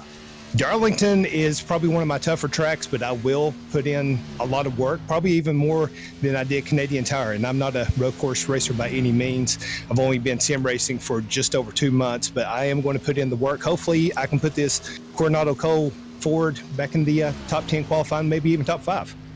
Well, congrats on the top 5 this week, Chris Justice, and we'll see you in Darlington next week. All right, thank you guys. Looking forward to it. That was Chris Justice, top 5 in the Truck Series race earlier tonight. Glad to get to talk to him as qualifying does tick down here in the Xfinity Series. Trent Dinkel still hanging on to pole. Bryce Meddings in the 34, one of the last drivers to elect to come out. Lap 1, going to be disappointing for him, a 31.388. But he's going to come around for lap 2 to see if he can find any improvement there. Bradley Holly improves on lap number 2, goes to P6. Thomas Sink goes to P8. But nobody's got anything for Trent Dinkel. That's a really impressive lap time he put down. I mean, him and Mark Kalen, the only ones that didn't, they got down to the 30s that didn't touch the 31s. Good run for Mark. I hope this is a strong sign that he's going to be competing for this win here this afternoon. As take a look here at the 34. Dominic Olivier. I think Dominic's just going for some race practice here. He's been out there for 5 or 6 laps. He's just getting some fun laps. Yeah. Well, the 99 jumped up to 16th, and the Bryce jumped up to 17th there. This is a difficult place to find the speed. If you don't find it on that first lap, that second lap, you got to really dig harder, and it gets a little difficult. Trent Dinkel on pole in the PRL NASCAR Xfinity Series for the first time, but in the PRL as a whole, it is quite a different story. This is 16 poles now for Trent Dinkel. So successful in the Cup Series, and he's finally got his first pole on Wednesday nights. He starts alongside Mark Kalen, a fantastic qualifying from him, ahead of Abner Acosta in 3rd, who starts alongside Danny Cervantes. Elliott White for Precision Racing Esports starts 5th, last week's winner, by the way, and he starts alongside Bradley Holly in P6. 7th went to Michael Diaz alongside Thomas Sink. Jeff Evans leads the Evans contingent in P9 ahead of his Whataback teammate Jim Westerfield, and it's Riding Shotgun Motorsports on the 6th row with Doyle Lawrence and Ryan Traver. 13th went to Doug Evans alongside Jose the Funky Cold Medina, Adam Zemke P15 alongside Brandon Walter, and then Bryce Meddings and Charles Sumner bring us down to 18th. Only 4 more drivers left in here. Jeff Hollingsworth, Dominic Olivier, Nicholas Hunter, and James Dewar round out the 22 drivers who will start this race, I believe. Haven't seen any of James Dewar in the qualifying session. Hopefully he's still out there. Hopefully he will join us here at the back of the grid. I did see him in the chat earlier talking about vodka and milk. Hopefully that's none of that. Also, James Dewar not taking the grid, got the flu, just going to hang out and watch. So that answers my question there. Poor old James Dewar, but it is a 21-car field here tonight. 78 degrees here in Chicagoland in Joliet, Illinois. It's going to get darker, it's going to get cooler, but it's still going to be slidey Chicagoland in these Xfinity cars. And why this racetrack gets pulled off the schedule to put an idiotic road course in the downtown portion of Chicago instead of investing your time to make this race more, I don't know, fun and entertaining. But yet we add another pointless road course to a schedule that's starting to look like a Formula One schedule. No sense, because I guarantee you this would be one of the top 3 races when we go back at the end of the season. When we finish at Auto Club, we'll go back and go, man, Chicagoland was that race. I'm very excited for the summertime when the Precision Racing League will still be following the real-life NASCAR schedule, and we're gonna go to Chicago, I think, on a Wednesday night at one point, and the street circuit. That'll be interesting if they don't take that off the calendar. I will not be there for that. You will not be there for that week. We'll see what happens. I think that'll be debated on the PRL forums. I can guarantee you that. We do go to a road course next week. We do go to Spa next week, which will be very, very interesting. But Chicago Street Circuit, that's a whole different beast. Speaking of a whole different beast, Trent Dinkel, one of the only 2 drivers in the field to get it down into the 39s in qualifying, or into the 38s rather. I'm forgetting my numbers, but either way, it was him and Mark Kalin down there. They will start on the front row here. Some notable absences in the field, by the way. Richard Regan Jr., as I mentioned, won't be here. He's had new commitments come up on Wednesday night, so he won't be able to fight for this championship. And Sean Campbell, he should be here. He's not here tonight. We'll have to figure out what happened to Sean Campbell. But Trent Dinkel, at the head of the field, prepares to get us going here at Chicagoland. 50 minutes on the clock, and hopefully fewer of them are under caution than at Hickory here. Trent Dinkel takes control of the field, and we're green at Chicagoland.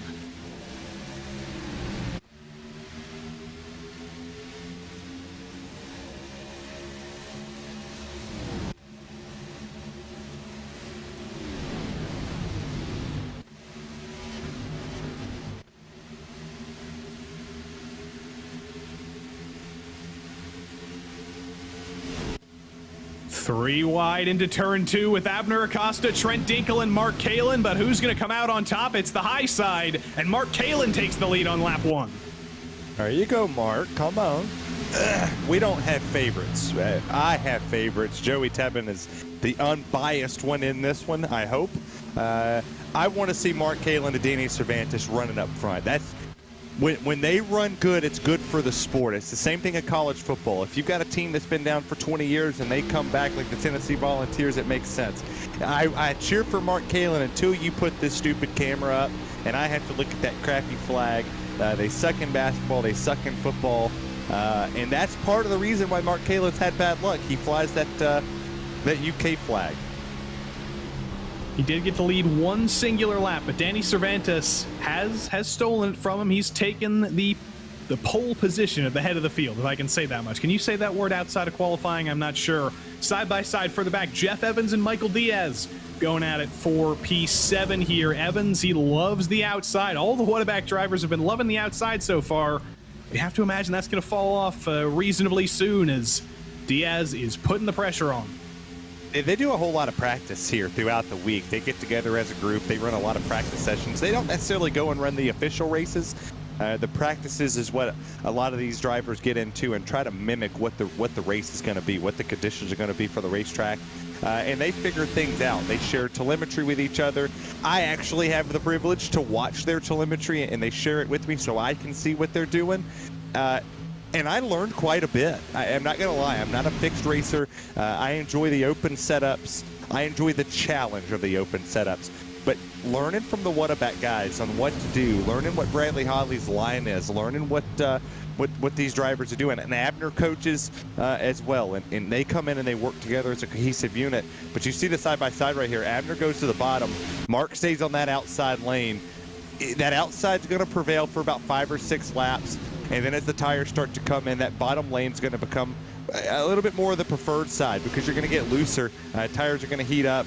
But right now, outside's rolling. Cervantes is throwing down burners. But Mark Kalin was about a 100th or 500th of a second faster that time. So we'll see if maybe he can get up here and catch him. We are also unfortunately missing Colton Lane here tonight and James O'Brien. Both of them, I guess ironically, came together in Michigan last week, but neither of them could make it here on Wednesday night this week, unfortunately. Colton Lane should be back next week at Spa. We can only hope, but unfortunately, real-life commitments have taken some of our drivers out of things here. But I hope we do get to see Colton Lane next week at Spa. I especially hope we get to see Sean Campbell next week at Spa, because road course racing in these Xfinity cars is always exciting. But when you've got the likes of Abner Acosta, Trent Dinkle, Sean Campbell, Michael Diaz in the field, that's going to be quite a titanic battle.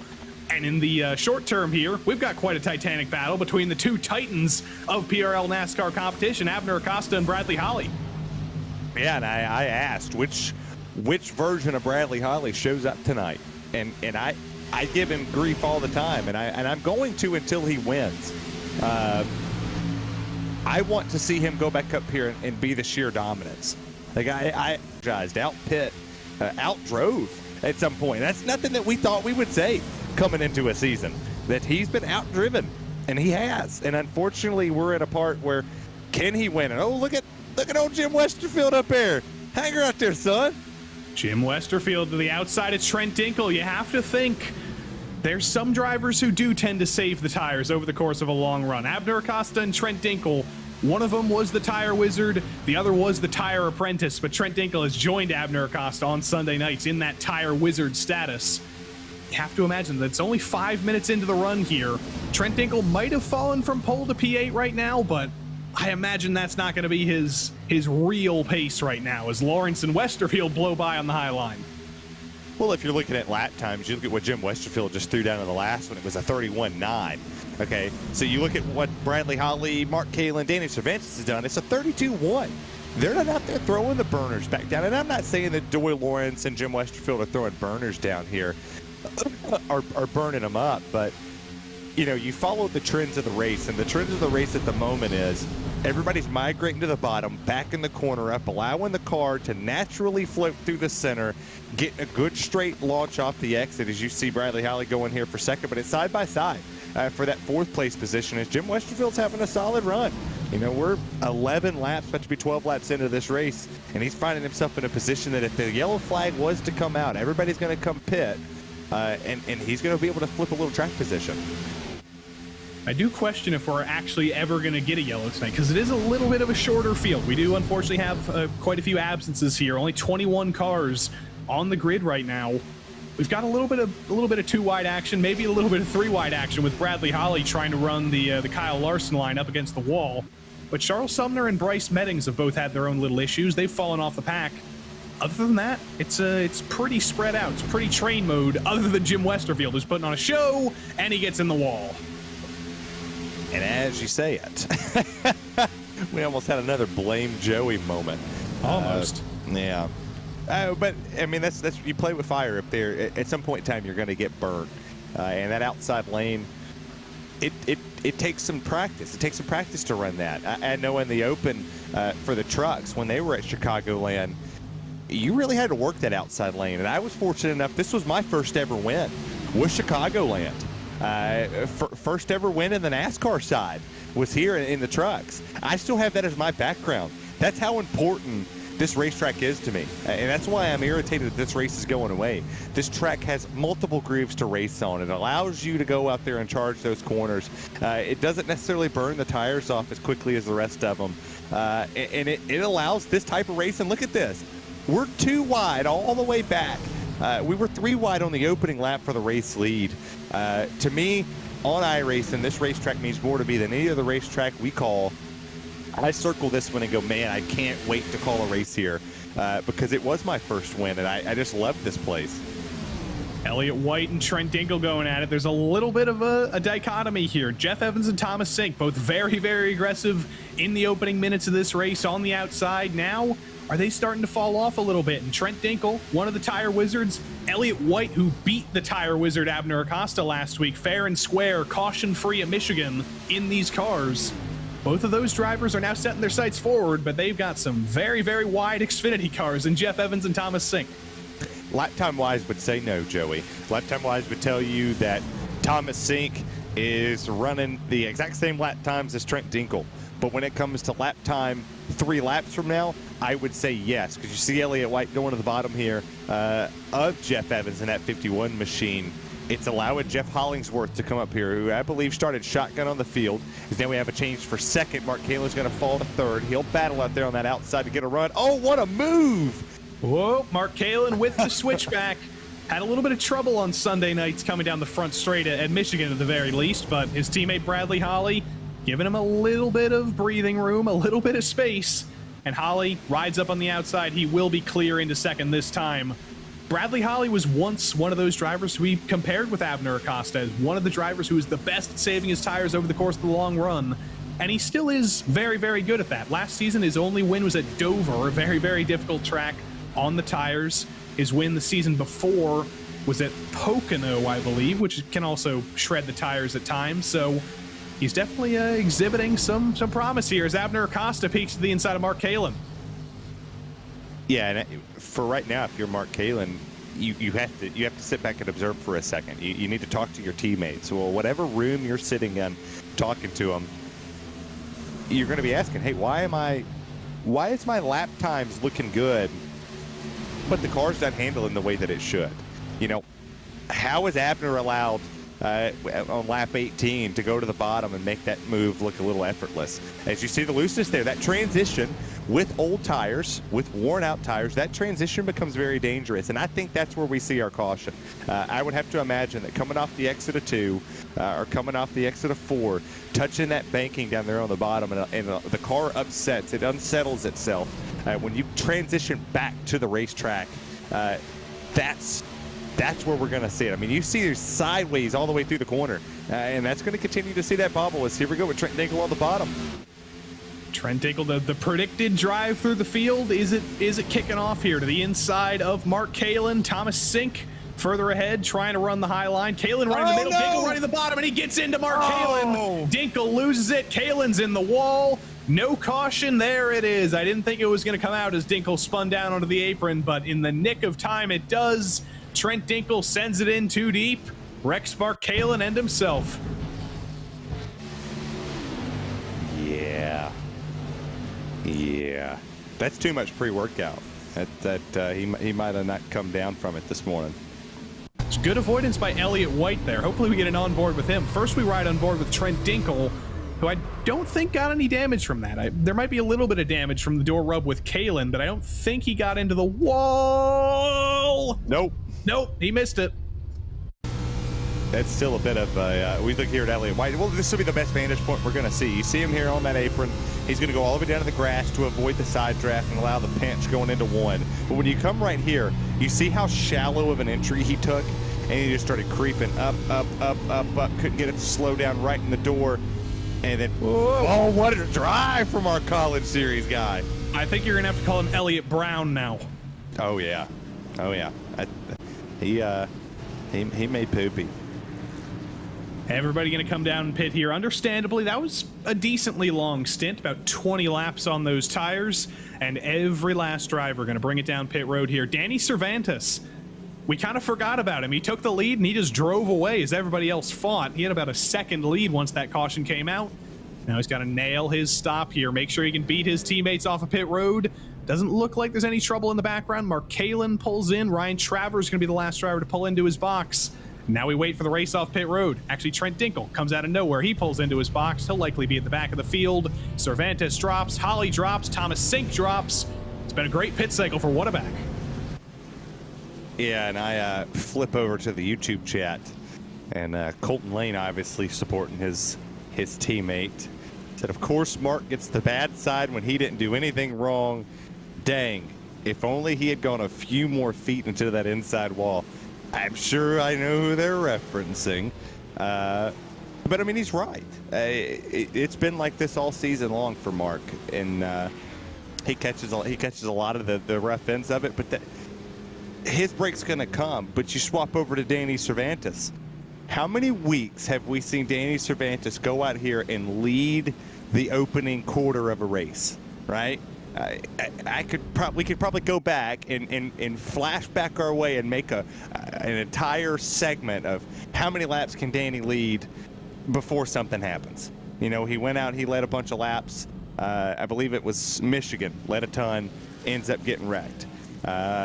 He goes out, he leads a couple laps in the first race, or last week, falls and doesn't get it. And it's been a reoccurring theme where he goes out there, he leads all these laps, but he hasn't closed the win. He hasn't closed the top 3, he hasn't closed the top 5. He has an issue at some point in time finishing the race. He's like the Dale Jr. of 2016, 2017, where he'd go up here and do all these great things, and then he would scratch his head and go, damn, why ain't I winning any races?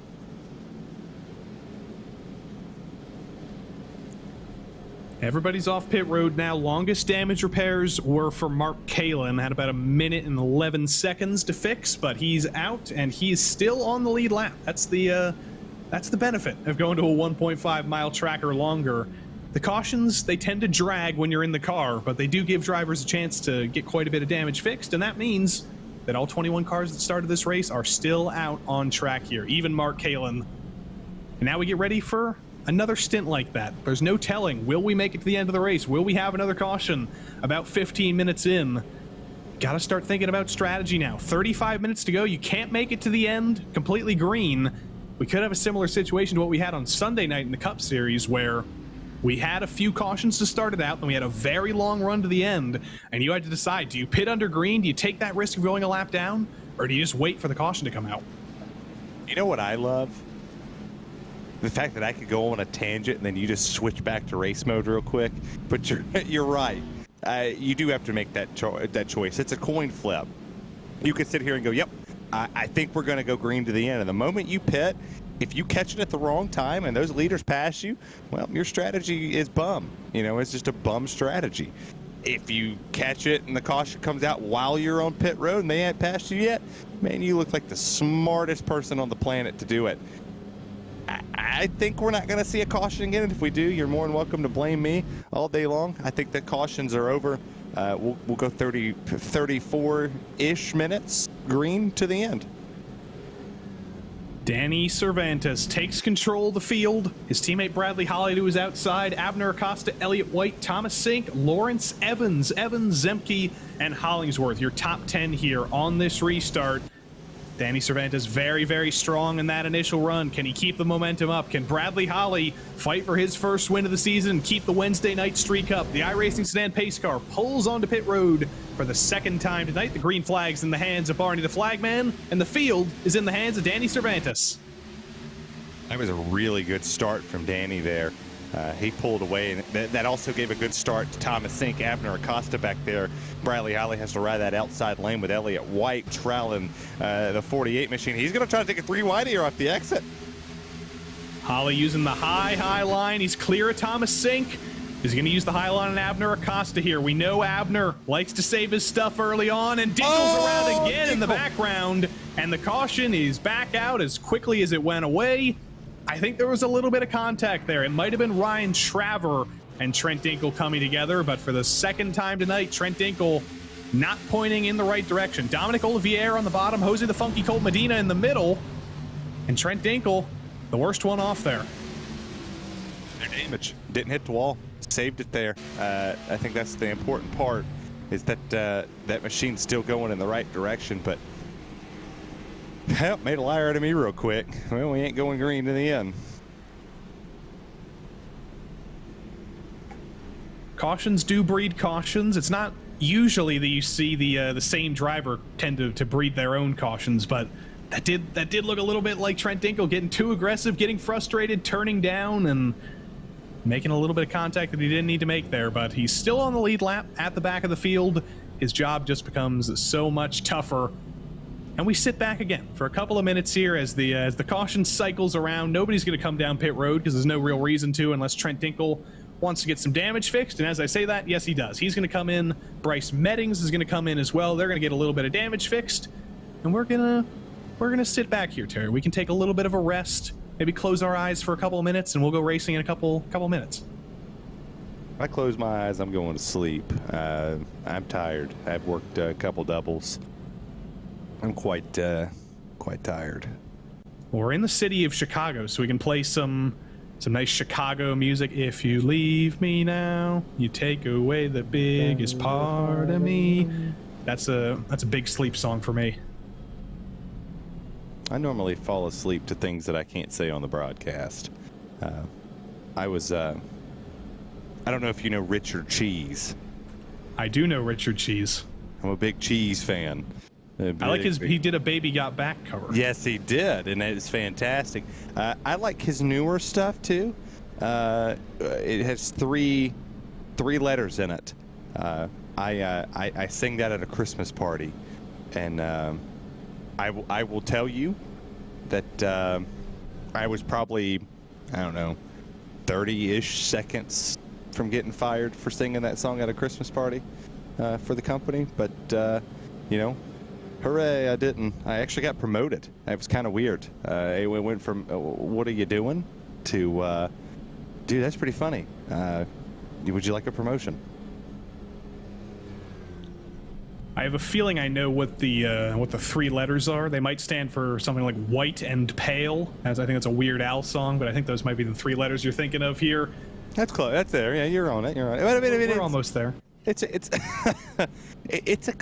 classy song. I mean, when you put the little beat to it in the back, and you know, you're just like dun dun dun dun dun dun. I wish we had the Hickory cautions here. Those Hickory cautions go by so quick. You know, the pace car comes out and then it goes away. At Chicagoland, you gotta sit for a little while. You gotta hold back, maybe save a little bit of fuel. I don't think clutching actually works anymore after a recent iRacing update, so you can't save any fuel that way. But if you're Danny Cervantes, our race leader, you're feeling the tension right now. You just want to get going again.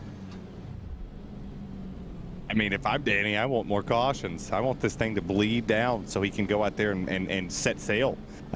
He's shown that on the short run, he's got it. I mean, he went 16 laps, took the lead, drove away from everybody, and nobody really was catching him. I was going to be interested to see what maybe lap 22, lap 26, lap 30 was going to look like in that run. Was he going to continuously pull away, or were they going to start to reel him in on that tire cycle? Only one way to find out. We go green. We need to stay green for a 30-lap run and see what cars can hold the back end under them and what cars are going to slide up the racetrack like we saw with Trent Dinkle. We didn't have very long there on that stint, but Doug Evans, who restarted in the top 10, didn't have the best restart, but still hanging around there in P11. Always easy to spot in that bright green entry. You're never going to forget where Doug Evans is in the field, or Jeff Evans, or Mark Kalin for that matter, in the new highlighter yellow entry. That's been a big benefit of this new series here. Everybody's breaking out the new paint schemes, and they're very, very differentiable. Abner Acosta in the bright yellow as usual, Elliott White in the pink, Michael Diaz in the silver. Always easy to differentiate these cars. But we're ready to go green once more, hopefully a little bit longer of a stint than last time. Hopefully we can get a little bit of rhythm going here. But the iRacing sedan pace car pulls down onto pit road for the third time tonight, potentially the final time tonight, with about 28 minutes left to go in the race. Danny Cervantes takes control again. Abner Acosta, who is outside, get a bucket and a mop, because we're green again at Chicagoland.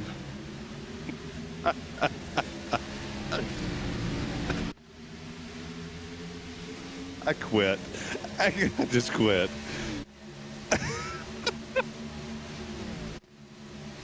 Holly and Acosta side by side for second. Holly taking advantage here of Abner's delicacies on the short runs. Acosta to the outside, Holly to the inside. Elliott White just riding in line here, letting them two fight as much as they want. And as Holly and Acosta fight, Danny Cervantes pulls out the gap again. Oh, gosh. Well, there were definitely some cars in this house. Bradley Holly is trying to catch the fastest one. That's Danny Cervantes as Elliott White.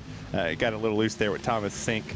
Right behind him, Doyle Lawrence starting to make some moves back there to that 8th place position. Michael Diaz sitting there in the 9th place position. Hollingsworth up there in the top 10. It's a hornet's nest back here behind all of this action, where Jeff Evans is sitting in that 7th place or the 6th place position. There's a lot of comers and goers so far in this race, Joey. Adam Zemke definitely moving to the inside of Doyle Lawrence, still all the way down, almost to the grass on the front straight, but he's going to hang on to P7. You've always got to think about Adam Zemke when we come to Chicagoland. Remember a couple seasons ago, it was in the trucks when we came to Chicagoland, but Adam Zemke beat everybody on a late race restart, just showed everybody up on the high line, and that was one of his that was his most recent win in the Precision Racing League. So he always comes to Chicagoland with a little bit of a higher head in his shoulders. And right now, he's still looking to move his way forward. He's got Jeff Evans next. He's going to get to the inside of him down the front straight. Adam Zemke to the inside for P6. Miracle flow on his head, and I think he'll be all right. But yeah, you're absolutely right. I mean, you build that confidence at a racetrack when you go win it. I feel confident every time I race here. Even though it could be a totally different car, that confidence level's there. I mean, on an intermediate-wise, I'm not confident at very many of the racetracks. I mean, I got to win at Charlotte. I got to win here. Other than that, intermediate-wise, Kansas. Like, those are the 3 racetracks that we go to intermediate-wise. I'm like, yep, I feel confident in trucks, Xfinity, whatever. Daytona, Talladega. Those are my most confident tracks with the wild cards. But third on back, 2 by 2 by 2, and then you have the 57 of Adam Zemke back there. There's a lot of racing going on here. And remember when I said this will be one of the top 3 races we've seen, that we will see all season? They're showing you why. I want to take your attention to the last name in the top 10, Trent Dinkle, who brought out the last 2 cautions, restarted at the back of the field, has already made 11 passes. He's already back into the top 10, and he's already to the back of that whole hornet's nest with Lawrence and Evans and Acosta and White and Sink and Zemke. Trent Dinkle suddenly sees a top 3 a few cars ahead of him. Yeah, you see a little smirk right there from him. I feel like, and hopefully he corrects me if I'm wrong, he has really nice eyebrows. I know that's weird to say. I wonder if he plucks them or waxes them.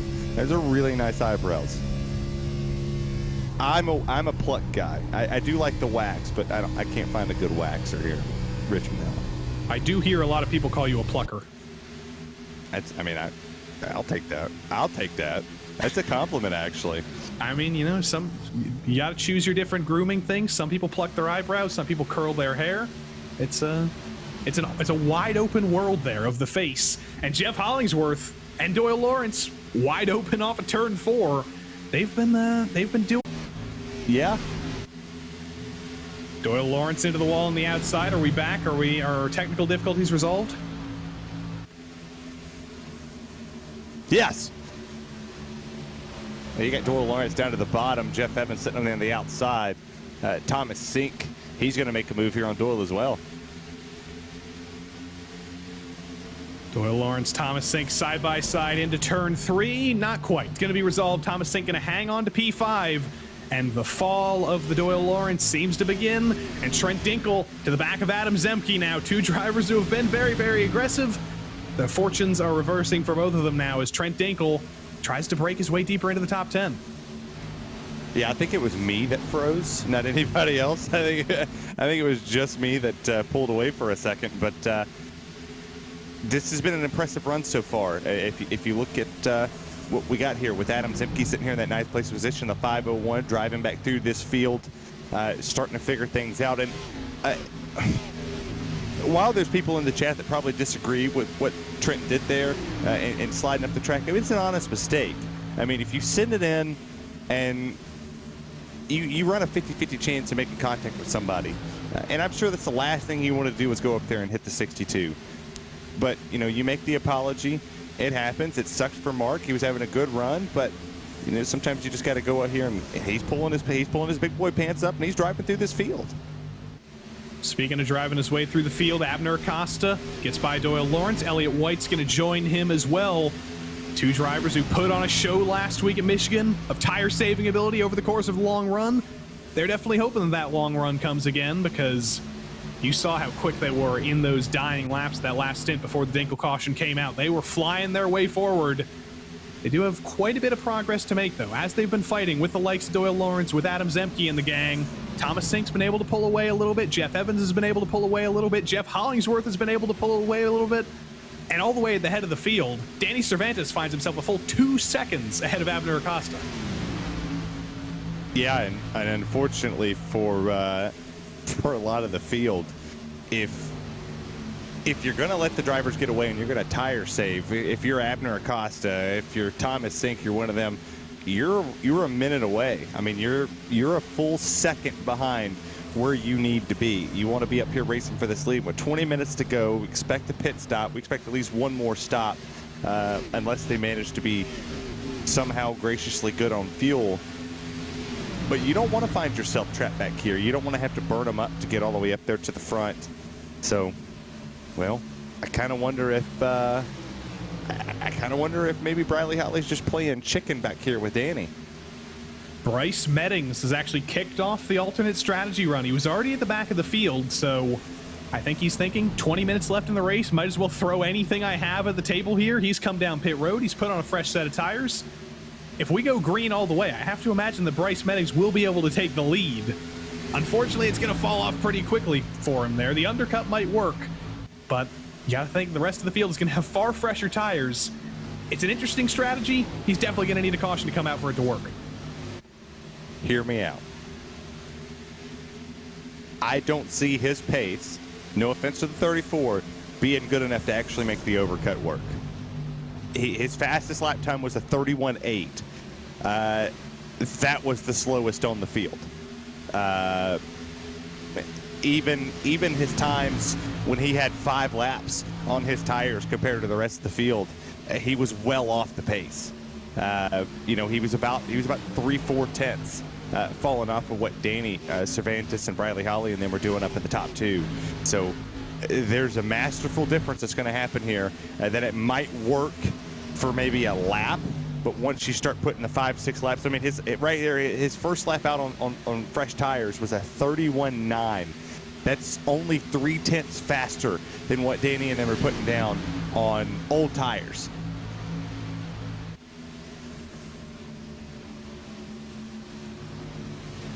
Abner Acosta to the outside of Jeff Hollingsworth. There's the progress. Hollingsworth falls. Acosta does the opposite. He rises with Elliott White.